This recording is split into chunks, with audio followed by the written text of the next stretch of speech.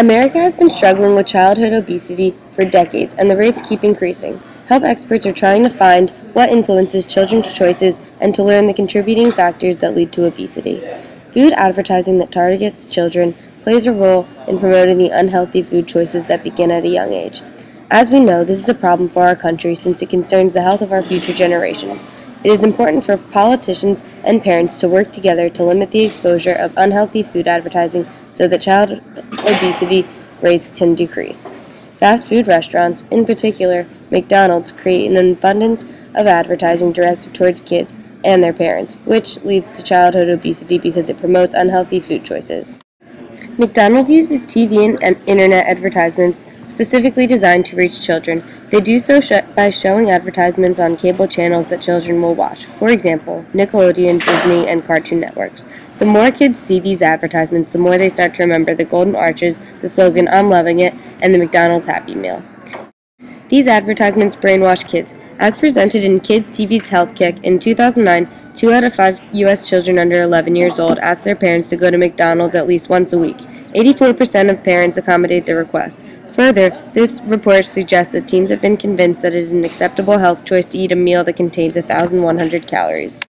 Eric Schlosser, an American investigative journalist and the author of the book Fast Food Nation, explains that in 1978, the Federal Trade Commission tried to ban all television ads directed at children 7 years old or younger.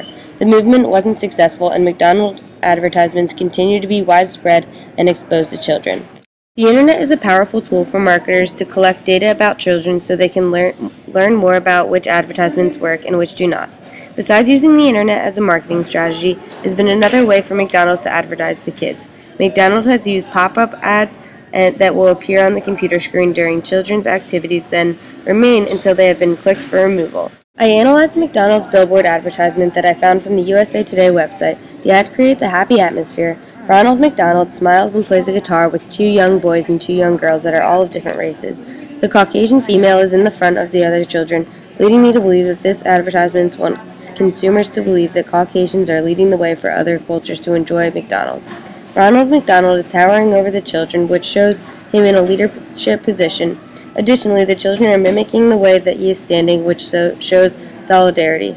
There aren't any written words, but the letter M, better known as the golden arches, which are placed over Ronald McDonald's heart, a symbol of love. Since there isn't any food in the advertisement, McDonald's is selling the idea of a happy experience when they visit the fast food restaurant. Comparisons have been made between Ronald McDonald and Joe Camel, 2 popular mascots for advertising to kids. Since banning smoking advertisements made for children, including Joe Camel, there is a subsequent decrease in the number of smokers. It is predicted that by banning fast food advertisements, there would be a decrease in obesity, especially since Ronald McDonald is the most recognizable mascot in food advertising. This might seem like a ridiculous claim to some people, but to most it seems logical that fast food can be compared to smoking because both are contributors to the leading American preventable diseases. The average McDonald's Happy Meal includes a burger, fries, a drink, sliced apples, and a toy. The toys that are given with these meals are relevant to a new movie, TV characters, or collectibles including Pokemon cards, Tamagotchis, and Hello Kitty.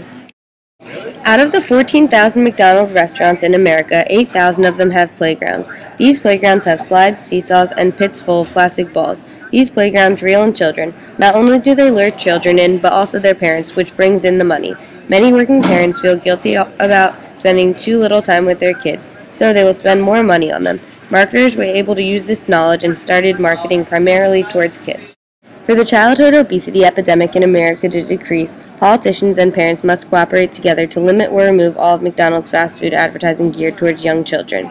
If the government makes restrictions on the coverage of McDonald's advertising towards children by limiting commercials, removing playgrounds, and Happy Meal toys, I foresee a healthier future generation.